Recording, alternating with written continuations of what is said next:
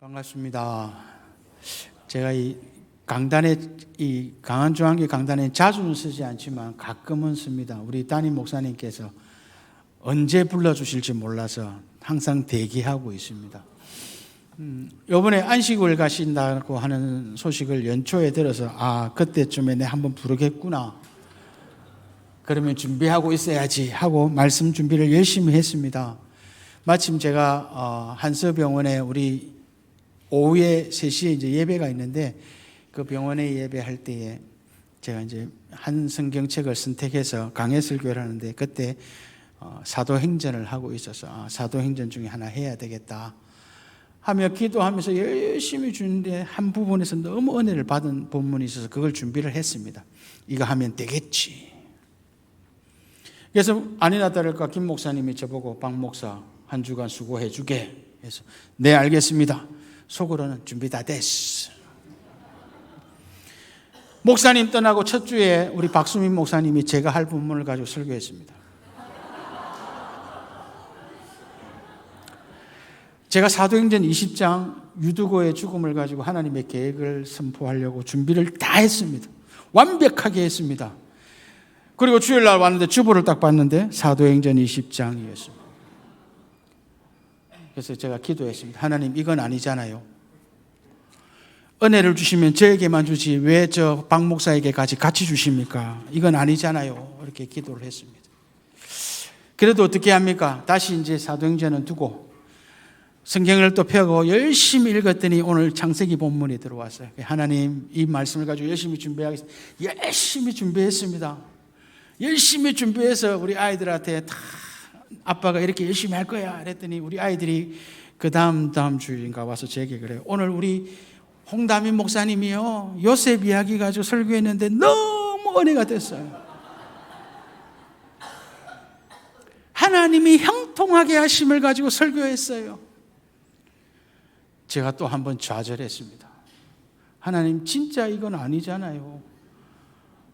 한 번은 어쩌다 그럴 수 있겠다는데 2번씩이나 이럴 수 있습니까? 이제는 본문 못 바꿉니다. 하나님 그냥 갈랍니다 하고 이제 준비하고 나오면서 걱정을 많이 했습니다. 다행스럽게도 우리 홍 목사님이 이 대예배 설교가 아니라 가브리엘 설교라서 제가 이걸 할 수 있게 되었습니다. 그런 마음으로 열심히 준비했는데 김 목사님 전화 왔습니다. 박 목사 내가 부탁한 주간에 그 목사님하고 뭔가 스케줄이 안 맞는데 한 주간 땡겨주면 어떻겠니? 그래서 예 알겠습니다. 하겠습니다. 그래서 제가 둘째 주로 오게 됐습니다. 원래는 제가 셋째 주에 설교하기로 되어 있었어요. 그런데 목사님이 바꿔주셔가지고 예 알겠습니다 하고 준비 다 하고 왔습니다. 그래서 주중에 저희 부친과 이야기도 하면서 이렇게 설교하는데 기도해 주세요 했더니 저희 부친이 그래요. 나도 간다 강한중앙교회. 알고 봤더니 오늘 오후 예배에 저희 부친이 와서 설교하더라고요. 그거는 다행입니다.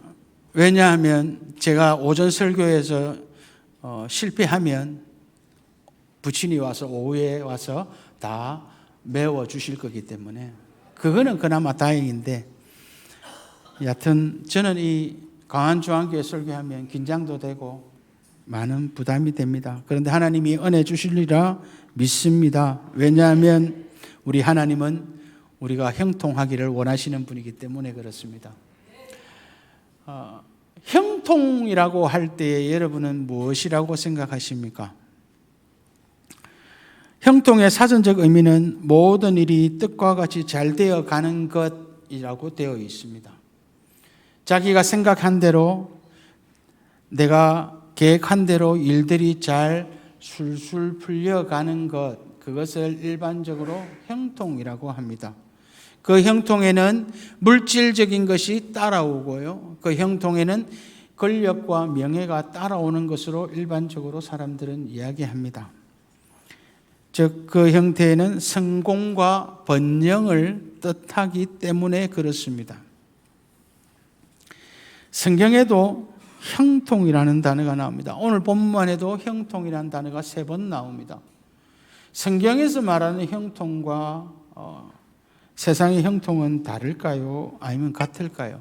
성경에 사용된 히브리어는 형통이라는 단어는 찰레아흐라는 히브리어입니다. 이 단어가 쓰여지는 용례를 보니까 번성하다, 성공하다, 번영하다, 직진하다 이런 뜻이 있습니다. 일반적으로 우리가 생각하는 형통과 별 차이가 없는 것 같습니다. 일반적으로 생각하는 일이 잘 풀리고 내 뜻대로 잘 되어가는 것이 형통이라면 성경도 그런 것 같습니다. 그런 단어를 사용했으니까요. 그런데 아무리 봐도 오늘 본문이 형통이라고 할 수 있는지가 의문스럽습니다. 우리가 잘 아는 대로 우리는 이 요셉의 이야기를 너무 잘 압니다. 요셉이 형의 시기 질투를 받아서 노예로 팔려갔다가 거기서 감옥에 갔다가 그곳에서 술 맡은 가늠장, 떡 맡은 가늠장의 꿈을 잘 해석해주고 결국에는 바로의 꿈을 해석해 주어서 애굽 총리가 되어서 잘 먹고 잘 살다가 자기 부모 형제 다 데려와서 잘 살았다더라. 이렇게 우리가 요셉의 이야기를 잘 압니다. 그래서 오늘 상황은 우리가 지금 요셉이 지금 고생할 때네라고 우리 이해하니까 형통이라고 이야기해도 뭐 언젠가는 되는 걸 우리가 아니까 이거는 형통이라고 이야기도 합니다. 근데 정말 그럴까요? 여러분이 만약에 요셉이라고 하면 요셉이 지금 처한 이 입장이 형통의 입장이 되겠습니까? 요셉이 지금 나이가 이 당시에 노예로 팔려갈 때 나이가 추정 나이가 15세, 18세입니다. 10대 어린아이예요. 10대 어린아이가 그것도 사랑하는 형제들에 의해서 시기함에 의해서 속아서 팔려갔다고 생각해 보십시오. 노예로 팔려갔습니다. 노예로 팔려가가지고 그 살아가는 그 삶이 형통이라고 할 수 있을까요? 고대 건동의 노예는요, 사람이 아니었습니다. 고대 건동의 이 지역은 농경 목축 사회인데 이 농경 목축 사회에 귀중하게 사용되어지는 것들이 있습니다. 농사 지을 때 필요한 것 세 가지가 있었습니다. 뭐였냐면 첫 번째가 농기구, 두 번째가 동물, 왜 소나 이런 것들을 끌어줘야 되잖아요. 그리고 세 번째가 노예였습니다. 쉽게 이야기하면 이 시대의 노예는 사람이 아니라 농기구 하나였습니다. 그래서 노예가 일하다 다치면 고쳐주고 싸매주는 게 아니라 그냥 버려버렸습니다. 왜? 여러분 집에서 여러분 뭐 기계를 가지고 노는데 기계가 부서졌다. 그러면 그 기계 어떻게 합니까? 버려버리잖아요. 못 고치면. 마찬가지로 노예도 일을 시켰는데 일 효용 가치가 없다. 그러면 버려버리는 거예요. 즉 이 시대의 노예는 사람이 아니었습니다. 그러면 10대 소년이 사람 취급도 못 받는 노예로 팔려왔는데 오늘 본문이 노예로 팔려온 그 장면이에요. 그 장면인데 성경에서 뭐라고 되어 있냐면 형통하다라고 이야기합니다. 그것이 형통하다 이야기할 수 있겠습니까? 만약에 이 형통이라는 말이 39장에 나오지 않고 저 41장쯤에 나오면 좋습니다. 41장이 뭐냐면 바로의 꿈을 해석하는 장면이거든요. 거기서 해석하면서 이 요셉이 총리가 되었더라. 그 뒤에 여호와께서 함께 하심으로 그가 형통하게 되었더라. 이 구절이 거기에 붙어야 되는데 거기에 붙어 있는 게 아니고 오늘 39장 2절에 붙어 있어요. 막 노예로 잡혀와 있는 그 시점에 형통하더라라고 이야기합니다. 그렇게 보면 성경의 형통과 우리가 아는 형통이 다를 수 있겠다라는 거예요. 앞만 봐도 지금 요셉의 모습은 형통이 아닌데 성경은 형통이라고 이야기하니까 내가 가지고 있는 형통의 의미가 잘못되었구나. 그러면 성경이 말하는 형통의 모습이 무엇일까요? 라는 것을 우리가 좀 봐야 합니다. 그래서 우리가 오늘 형통에 대해서 좀 살펴보려고 합니다. 오늘 성경에서 나오는 이 형통과 우리가 기억해야 될 게 있습니다. 형통이라는 것은 어떤 것입니까? 첫 번째로 오늘 본문 2절입니다. 본문 2절에 여호와께서 요셉과 함께 하심으로 그가 형통한 자 되어 그의 주인 애굽 사람의 집에 있으니, 여기에서 첫 번째 형통의 중요한 포인트가 나옵니다. 그게 뭐냐면 하나님이 함께 하시는 것입니다. 오늘 본문에도 그래 나와요. 여호와께서 요셉과 함께 하심으로 그가 형통한 자 되었다. 우리가 형통을 이야기할 때 우리는 물질적인 걸 봅니다. 그래서 내가 무언가를 가져야만 형통하고 내가 무엇인가 이루어야만 형통하다라고 생각합니다. 그런데 성경에서 말하는 형통은 무엇이냐? 그런 물질적인 것이 중요한 것이 아니라 나와 하나님이 함께 계셔야 한다는 것이 형통이라는 것입니다. 그래서 오늘 본문 39장에 이것이 형통이 나오는 거예요. 지금 요셉의 모습으로 봤을 때는 우리 인간적으로 형통이라는 단어를 쓸 수가 없습니다. 지금 노예로 팔려와서 어떻게 될지도 모르고 어떻게 버려질지도 모르고 어떤 죽음을 당할지도 모르는 그런 상황 가운데 있는데 형통이라 쓸 수가 없습니다. 성경에 나오지 않지만 여러분 한번 상상해 보십시오. 15세에서 17세 소년이 잡혀와서 사람 취급도 못 받는 곳에 와 있다라고 생각하면, 특히 부모 사랑을 너무 많이 받은 막내 아들이었는데, 그렇게 사랑받는 아들이었는데, 그런 아들이 부모를 떠나서 형들의 배신으로 잡혀와 있으면 밤마다 그 잠이 올까요?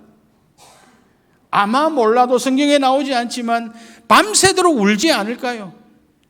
아침 되면 눈이 퉁퉁 붓도록 울지 않았을까요? 그런데도 그 모습을 하나님은 형통이라고 이야기합니다.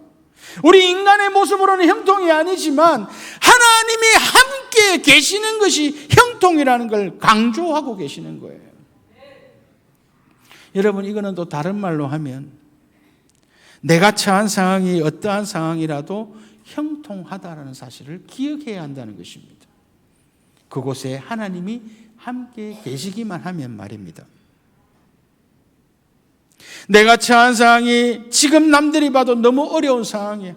도저히 일어날 수 없는 상황이고 이제는 절망이고 죽음밖에 없다라고 하는 그런 상황이라고 할지라도 그곳에 하나님이 함께 계시면 형통입니다. 내가 정말 높은 곳에 올라가 있고 남들이 봐도 부러워할 만큼 재산을 가졌으며 많은 학벌을 가지고 명예를 가지고 권력을 가진다고 할지라도 그곳에 하나님이 계시지 않으면 우리 그리스도인은 형통하지 않는 것입니다. 그걸 오늘 하나님께서 요셉을 통해서 말씀하고 계시는 것입니다. 그렇다면 우리가 형통의 기준이 바뀌어야 하지 않겠습니까? 물질적인 거 가지고 여러분 살아오셨다면 이제는 하나님으로 바뀌어야 하지 않겠습니까? 여러분 기도할 때 어떻게 기도하셨습니까? 하나님 함께 계시옵소서라고 기도하셨습니까? 아니면 여러분의 기도에 하나님 주옵소서가 더 많았습니까? 모르긴 몰라도 주옵소서가 더 많지 않았습니까? 그렇다면 이제 그 기도도 바꿔야 합니다. 하나님 나와 함께 하옵소서. 하나님 나의 가족과 함께 하옵소서. 하나님 나의 사업체에 함께 하옵소서가 여러분의 기도 제목이 되어야 합니다.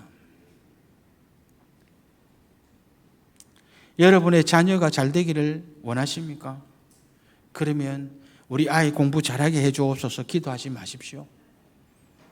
그냥 우리 아이와 하나님 함께 하옵소서 그러면 됩니다. 그러면 여러분의 자녀는 하나님이 책임지십니다. 저희 아이들이 제가 아이들 이야기하는 거 너무 싫어해요. 작은 아이는 괜찮은데 큰 아이는 이야기하면 너무 싫어해요. 부끄러워 많이 타요. 저희 큰 아이는 성격이 저를 좀 안 닮았습니다. 자기 엄마를 좀 많이 닮은 것 같아요. 좀 부끄러움이 많고 그래요. 작은 아이는 저를 닮아가지고 막 안 부끄러워해요. 그래서 제가 이 설교 시간에 예화를 이야기할 때에 큰아이 이야기할 때가 제일 조심스럽습니다. 오늘도 제가 일부 예배 때 이야기했더니 저희 큰아이가 그래요. 아빠 왜 했어요? 내용은 들어보도 안 하고 자기 이야기해서 부끄럽다고. 그래서 내가 2부도 할 건데 하니까 하지 마요. 근데 제가 할 겁니다. 네. 제가 참 감사합니다. 저희 아이들이 이 강한중앙교회에 와서 신앙생활 너무너무 잘하고 있습니다. 가브리엘에서 열심히 하고 있고 주일 예배 마치고 나면 제가 병원에 3시에 예배 드리거든요. 병원 예배 드릴 때 저희 아이들이 와서 병원에서 모든 예배 수종을 다 듭니다. 환자들 옆에서 찬송가 같이 펴주고 성경 펴주고, 또 환자들 오면 휠체어 밀어주고, 또 뒤에서 간식 준비하고 사진도 찍고 여기저기 뛰어다니고, 그리고 예배 시간에 뭐 하고 예배 마치고 나면 또 그 예배 드린 장소 정리하고. 저희 아이들이 너무너무 잘합니다. 그 애들이 목사 아들이기 때문에 잘하는 것일까요? 저는 그건 아니라고 봅니다. 그 애들이 그렇게 잘하는 것은 하나님께서 그 애들과 함께 하시기 때문에 그래요. 제가 그걸 어디서 느꼈냐면, 요번에 가브리엘에서 일본에 비전 트립을 간다고 그럽니다. 근데 저희 아이들이 가고 싶다고 하면서 가겠다고 그러세요.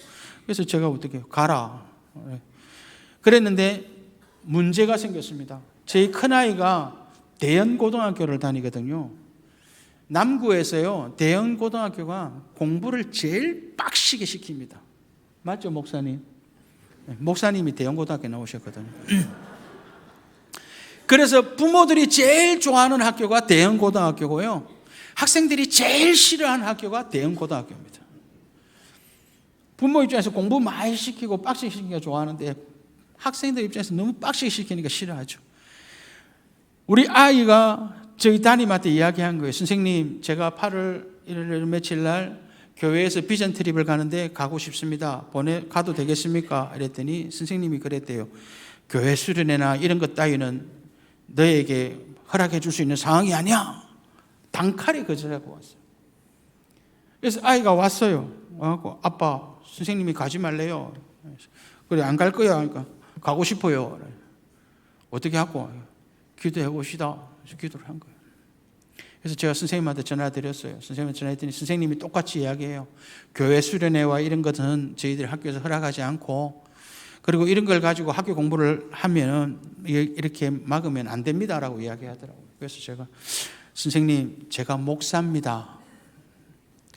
교회 수련회 따위 이런 식으로 이야기하시면 종교 탄압입니다.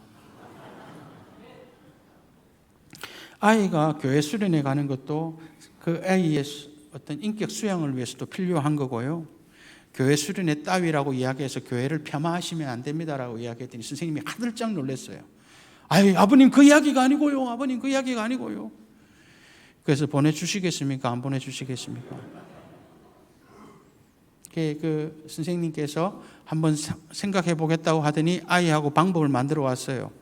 요즘은 그런 거 있더라고요. 아이가 학교에 가지 않아도 되는 그런 거 있죠. 그 체험학습, 그걸 신청하래요. 그거 하면 보내준다고. 그래서 저희 아이가 교회에서 받은 수련회 그거 있잖아요. 비전 트리 그 계획표대로 싹 써가지고 그 사이에 몇 가지 넣고 그래가지고 학교에 제출했어요. 그래서 간대요. 여러분, 그런 거예요. 하나님이 원하시는 길에 하나님의 은혜 받는 자리를 찾으러 가는 그 아이들, 그게 저는 너무 감사한 거예요. 하나님이 함께 하시는 거 다른 거 아니에요. 하나님이 원하시고 하나님이 기뻐하시는 일에 참여하는 것, 그게 중요한 거예요. 아이가 좀 공부 못해도 돼요.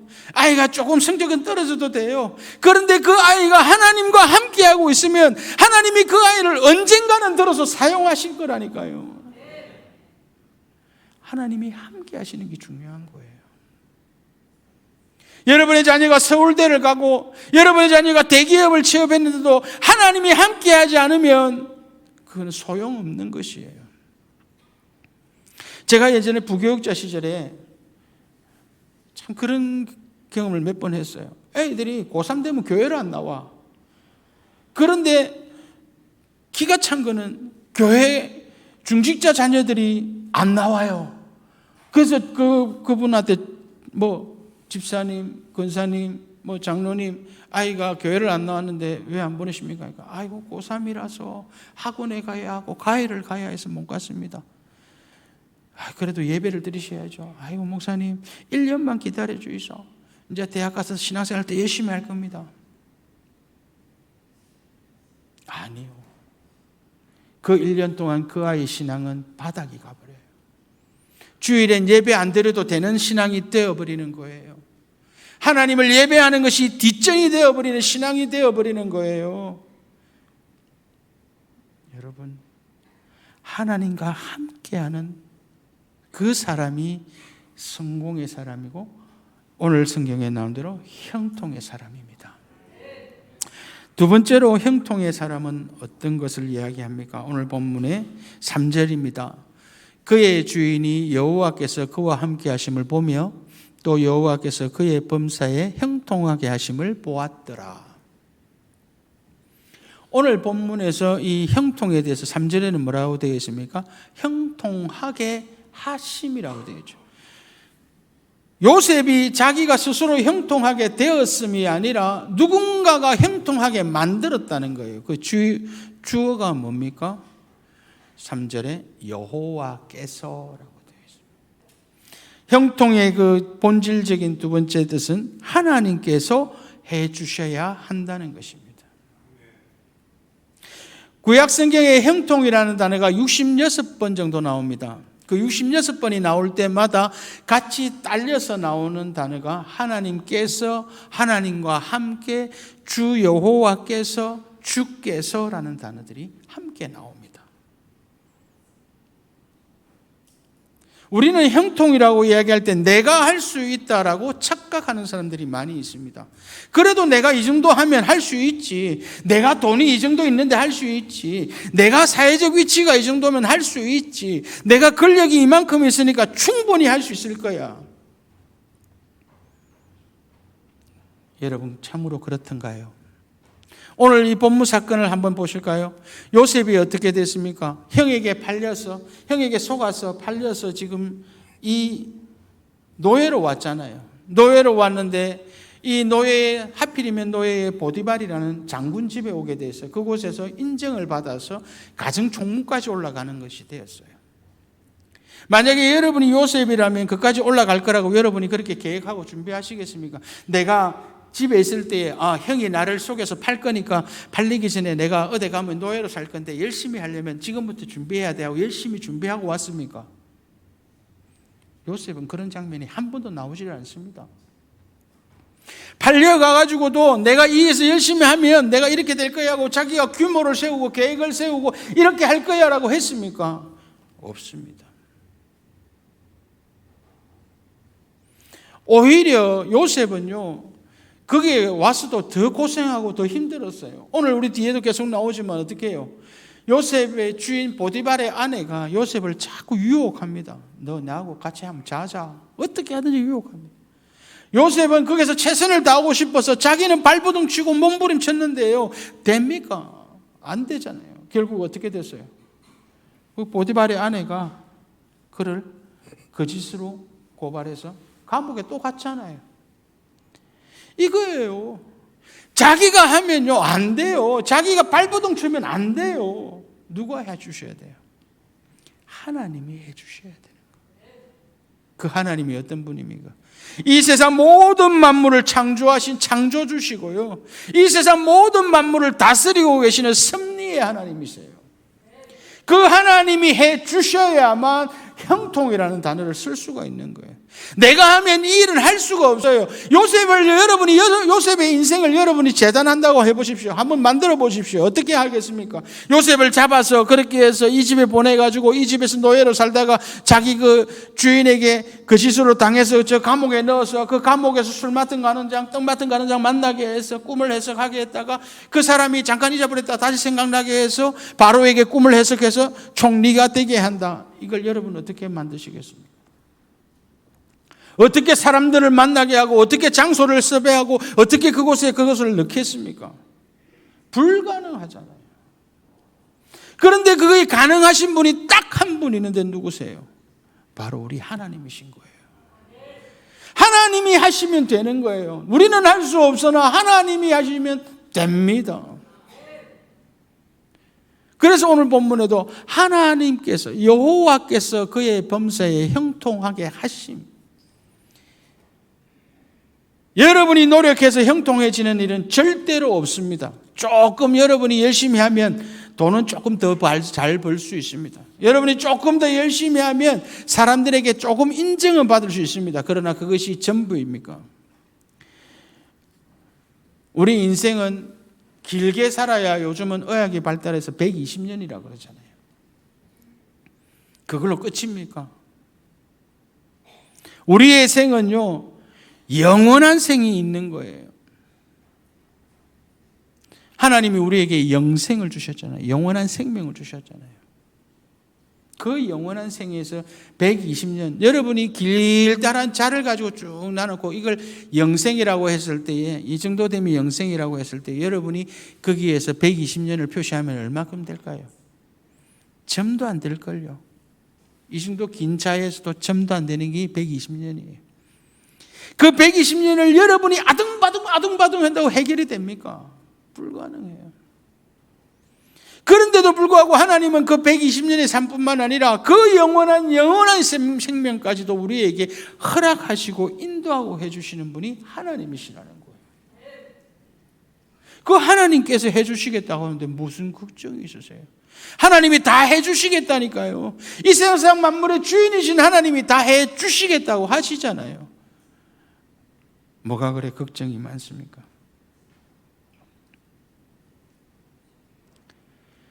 성경의 많은 인물들이 이 하나님의 형통하심에 인정함을 받았습니다. 신약 성경의 대표적인 인물이 바로 바울이라고 하는 분입니다. 사도 바울입니다. 사도 바울은 신약 27권 중에 대략 한 13권에서 14권 정도를 본인이 썼다라고 이야기할 정도로 똑똑한 사람입니다. 자기 표현대로 가마리엘의 수하라고 할 정도로 그 밑에서 배웠다고 할 정도로 똑똑한 사람이었습니다. 그런데 그의 인생은 어땠습니까? 수도 없이 맞았고 수도 없이 감옥에 갇혔고 그렇게 힘들었습니다. 바울이 로마로 압송되는 장면이 사도행전 26장, 7장, 8장 이렇게 나옵니다. 그 25, 6장이 이렇게 나오는데 거기에 보면 바울이 그 로마로 잡혀갈 때 타고 갔던 배가 알렉산드리아호라고 하는 배예요. 그 알렉산드리아호는 그 당시 유명한 왕의 이름을 따서 지은 배예요. 그 말은 그 배가 그만큼 튼튼하고 좋다는 뜻이에요. 그게 사람이 270몇 명이 탔대요. 그러니까 그게는 어마어마하게 큰 배였어요, 당시. 그런 배를 타고 가는데 그 배가 하루아침에 뭘 만나요? 유라굴로 폭풍을 만나서 자초되잖아요. 사람들이 우왕좌왕할 때 하나님께서 바울에게 이야기했죠. 한 사람도 죽지 않는다. 그래서 그 사람들이 한 섬으로 올라가게 되죠. 거기에서 바울이 모든 것을 이야기를 하죠. 하나님이 하셔서 하셨다라고 이야기를 하잖아요. 여러분, 그걸 바울이 자기가 계획을 했다면 로마로 가기 위해서 내가 알렉산드리아로 큰 배를 내가 준비해서 그거 타고 가면서 아마 이 정도쯤 오면 여기 유라굴로 태풍이 준비되어져 있을 거야. 그 태풍을 만났을 때 내가 사람들 앞에 걱정하지 마시오라고 이야기하면 사람들이 나를 다 우러러볼 거예요. 그렇게 준비했을 거예요. 불가능하잖아요. 하나님이 하셔서 된 거예요. 그래서 사도 바울은 거기에서도 인정받았어요. 그 많은 사람들이 그 사도 바울을 인정했어요. 왜요? 하나님이 해주시니까요. 여러분의 삶에 있어서 어떤 일이 있는지 저는 잘 모릅니다. 여러분이 걸어가야 할 길에 어떠한 어려움이 있고 어떠한 난관인지 저는 모릅니다. 그런데 그 모든 것을 계획하시고 다스리시고 섭리해 주시는 분이 계신데 바로 우리 하나님이세요. 그분이 여러분의 길을 인도하고 계시니까 우리가 걱정할 게 없어요. 우리는 뭐 해야 할까요? 길잡이 되신 주님이 걸어가시면 그냥 따라가기만 하면 됩니다. 앞에 가신 주님만 따라가면 됩니다. 그걸 좀 어려운 말로 동행이라고 해요. 하나님이 내 앞서서 해주심을 기억하고 따라가기만 하면 되는 겁니다. 그런데도 끝까지 자기가 하겠다는 사람들 많아요. 내가 해야 되겠다고 큰 소리 치는 사람들 많습니다. 됩니까? 불가능합니다. 내가 모든 것 다 할 거라고 착각하면 안 됩니다. 안 돼요. 하나님이 해주실 것을 믿고 걸어가야 합니다. 내가 하는 사업이 아니고 하나님이 하시는 사업이며 내가 하는 일이 아니고 하나님이 하시는 일입니다라고 맡겨야 됩니다. 여러분의 자녀, 여러분의 모든 것 하나님께 다 맡기셔야 합니다. 하나님께서 해 주셔야 합니다라고 인정하고 걸어가야 합니다. 이것을 우리는 좀 어려운 말로 청지기적 신앙이라고 합니다. 내 것이 아닙니다라고 인정하는 신앙이요. 하나님이 해 주셔야 합니다. 이거는 하나님 당신 것이니 하나님 해 주옵소서가 되어야 돼요. 그걸 내 거라고 아둥바둥거리면 안 되는 거예요. 여러분이 가지고 있는 모든 건 여러분 것 하나도 없습니다. 다 하나님의 것입니다. 그래서 하나님이 여러분에게 선물로 맡겨주신 거예요. 그러니까 이건 하나님의 것입니다. 하나님 해주셔야 합니다라고 할 때에 그 모든 일은 하나님이 형통하게 하시는 거예요. 여러분의 자녀 여러분 것 아닙니다. 여러분이 일하고 있는 직장 여러분의 것 아닙니다. 여러분이 열심히 일해서 돈 벌고 있는 사업체 여러분 것 아닙니다. 다 하나님의 것입니다. 그러니 하나님 해 주시옵소서라고 기도해야 하는 거예요. 하나님 하시옵소서. 나는 모릅니다. 하나님 나는 할 수 없습니다. 그렇게 하는 거예요. 제가요 한서병원에 원목실로 왔잖아요. 원래 이제 우리 그 박영석 장로님이 원목실장으로 계시다가 이제 소천하시고 제가 후임으로 왔는데 와보니까 병원에 아무것도 없어요. 그리고 이 병원이 기독교 병원이 아니에요. 기독교 병원이 아니니까 아무 지원도 없어요. 병원에서 지원도 안 해줘요. 막막해요. 방법도 없어요. 그리고 이제 장로님이 소천하시기 전에 저를 만났으면 야야 박 목사야 이런 사람이 후원할 끼고 이런 교회에서 후원해 줄 거다라고 이걸 주시면 제가 그래도 후원이라도 좀 모으겠는데 그런 말씀도 안 하고 그냥 가버렸잖아요. 저하고 만나기 전에 먼저 가버렸단 말이에요. 아들 목사님 만났는데 아들 목사님도 잘 몰라요. 목사님 저 잘 모릅니다. 그러면서 아들 목사님 저보고 그랬어요. 목사님 개척교회 한다는 신념으로 하십시오. 진짜 개척교회였습니다. 그렇게 시작했습니다. 그랬는데 하나님이 하시는 거예요.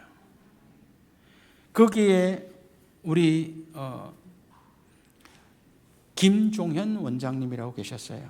우리 병원장이 있고 밑에 원장이 여러 명 있는 체제예요. 한서병원이 심혈관 센터 원장, 무슨 센터 원장 이렇게 해서 되어 있는데 그 중에 한 센터 심혈관 센터 원장을 우리 김종현 원장님이 하셨어요.